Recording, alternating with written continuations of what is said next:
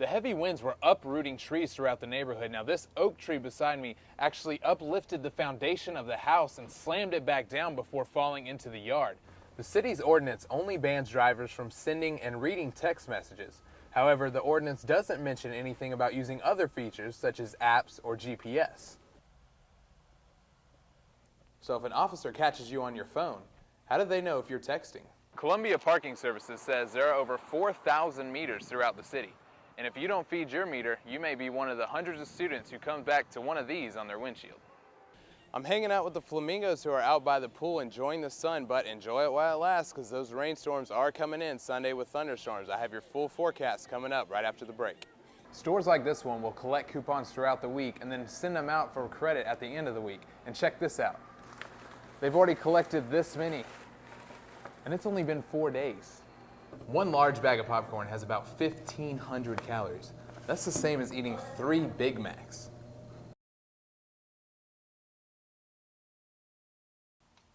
The powerful storm ripped through the Midlands early Tuesday, and as the weather cleared, one neighborhood woke up to the destruction. Uprooted trees, homes crushed, and cracked pavement. I just heard a lot of thumps, boom, boom, boom, you know. And I said, well, that's a strong wind, but I had no idea it was doing what it was doing. What it was doing was tearing trees right from the ground.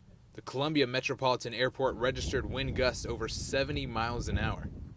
Bill Cherry had a tree right in his living room. And sort of bent around the corner and looked, and it was a very surreal looking thing. There was, the roof had caved in, and all of the sheetrock that was on the ceiling had all collapsed all over everything. And not one, but 2 trees landed in his house. These 2 trees, these pine trees, hit the house and did extensive damage to the inside of the house, caving the roof in. The heavy winds were uprooting trees throughout the neighborhood. Now, this oak tree beside me actually uplifted the foundation of the house and slammed it back down before falling into the yard. As you can see, there's still cracks throughout the foundation in this big gaping hole that they're still trying to clean up. And it wasn't just the houses. This car was completely crushed. I actually woke up, and my roommate woke up too, and we kind of opened the doors at the same time. We're like, dude, I'm pretty sure a tree just fell in the car. The damage from the powerful storm is shocking. But if you ask anyone in the neighborhood, they're all just glad that nobody was hurt. I'm lucky duck. See all those trees in my front yard? They could very easily be on top of my house right now. Yeah, so I guess it's better the car than somebody's life. No one was hurt, and it seems like the whole neighborhood, everybody got out and checked on each other, and nobody in the neighborhood was injured. Now, all that's left to do is start the cleanup. Jonathan Rodriguez, Carolina News.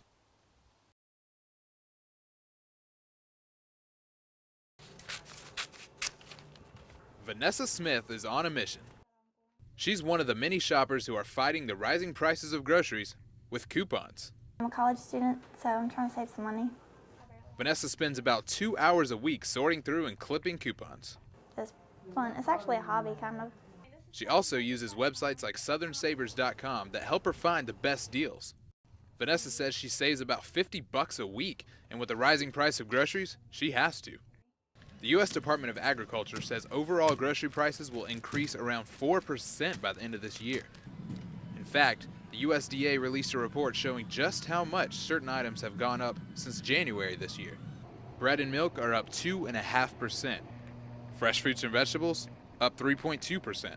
Eggs jumped up 4.5%. And pork and ground beef, almost 10%. But can you guess what's gone up the most since the beginning of the year? Butter, at an increase of almost 20%. But Vanessa is just one of the many shoppers who are using coupons, and the grocery stores are seeing more and more pile in. Stores like this one will collect coupons throughout the week and then send them out for credit at the end of the week. And check this out. They've already collected this many, and it's only been 4 days. Over the past year, we've seen a large increase in the number of coupons that customers bring in. Customers are buying multiple newspapers each week on Sundays to try to get as many coupons as they can. Everyone's trying to look for a way to save money.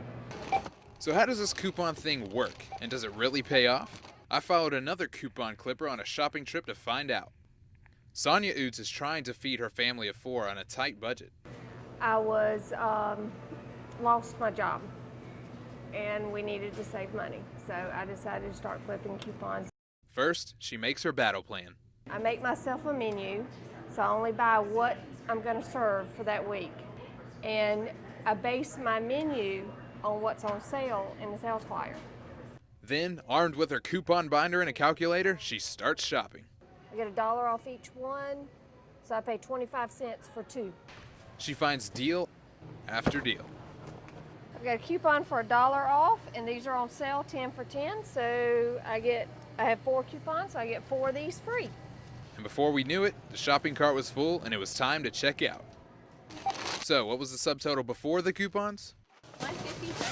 $150.33. Scan all those. Then came the coupons and the numbers started dropping off. Finally, the moment of truth. After the coupons, the total was only $54.93. She saved almost 100 bucks. Thank you. Sonia admits couponing to get savings like this does take time, but anyone can do it. Yes, it is definitely worth it. Jonathan Rodriguez, Carolina News.